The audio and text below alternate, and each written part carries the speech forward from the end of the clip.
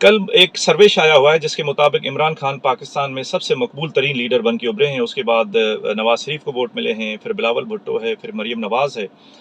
अब ये जो सर्वे है ये हमें ये नहीं बताता कि इमरान खान की मकबूलियत में इजाफा क्यों हुआ है, ठीक है, उसको एनालाइज करने की ज़रूरत है। देखिए, इसके दो तीन जो है वो वजूहात हैं। एक तो इसकी रीज़न ये है, वो फौरी रीज़न है कि महंगाई ने लोगों की कमर तोड़ दी है, और इस महंगाई की वजह से लोग मौजूदा हुकूमत पे गुस्से में। लोग ये समझते थे कि इमरान खान के दौर हुकूमत में जो महंगाई का तूफान आया था वो थम जाएगा जब ये गवर्नमेंट आएगी, लेकिन इन्होंने कोई गवर्नेंस को बेहतर नहीं बनाया और महंगाई में और ज़्यादा इजाफा हुआ है। अब देखें, जो आम आवाम है ना, वो इतनी बारीक बिनियों में नहीं जाता कि जी IMF के साथ डील और उसकी शराइत, ठीक है। लोगों को कंसर्न होता है दो वक्त की रोटी से। अगर वो उनको अच्छी मिल रही है, सस्ती मिल रही है, तो लोग कहते हैं वो हुक्मरान अच्छे हैं जिनके दौर में उनको वो सस्ती। अब लोग कंपेयर कर रहे हैं कि यार इससे बेहतर था इमरान खान का दौर, क्योंकि महंगाई उसमें कम थी, ठीक है। अब ज़ाहिर बात है, जब आप कंपेयर करेंगे तो वाकई उसमें कम थी, लेकिन लोगों को ये नहीं पता कि ये जो आज महंगाई है, ये तूफान आया हुआ है, वो जो PTI की गवर्नमेंट थी, वो उसी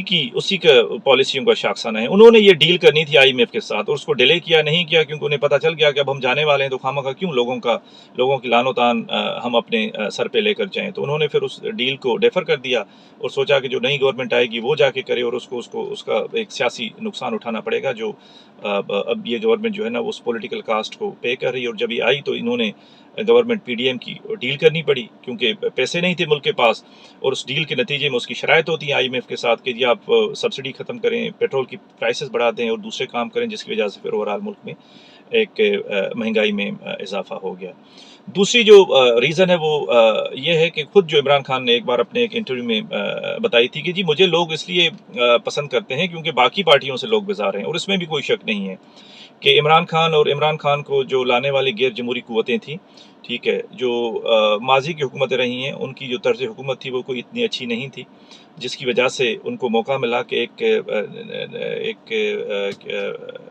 नई एक पार्टी को लॉन्च करें।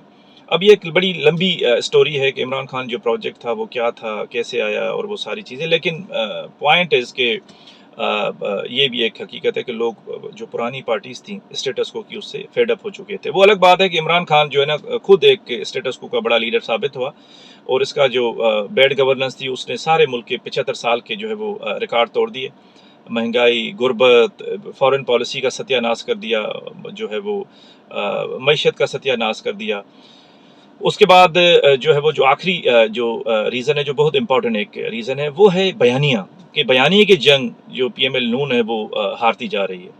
कि जब ये आउट ऑफ पावर थे तो एंटी इस्टेब्लिशमेंट का बयानिया था, लेकिन वो बयानिया स्विच ऑन और स्विच ऑफ था, कि जब इनकी डील होती थी, कंप्रोमाइज़ होता था, तो वो मरियम साहिबा चुप हो जाती थी, नवाज शरीफ चुप हो जाते थे, और जब उन पे सख्ती थी तो उन्होंने नाम लेना शुरू कर दिया, ठीक है। तो वो बयानिया बड़ा, स्पेशली सेंट्रल पंजाब में और हार्टलैंड में, पाकिस्तान का जो पॉलिटिकल हार्टलैंड है पंजाब, उसमें बड़ा वो बयानिया पॉपुलर हुआ, जिसकी वजह से PML नून की मकबूलियत में इजाफा हो रहा था। लेकिन उसके बाद जब ये बाजवा साहब को एक्सटेंशन पे जब इन्होंने वोट दिया PDM की जमातों ने, और स्पेशली PML नून ने, तो वो बड़ा डैमेज हो गया उनका बयानिया। उसके बाद जब इमरान खान को गवर्नमेंट से निकाला गया तो उसने वो बयानिया हाईजेक कर लिया, PML नून का एंटी इस्टेब्लिशमेंट जो बयानिया है।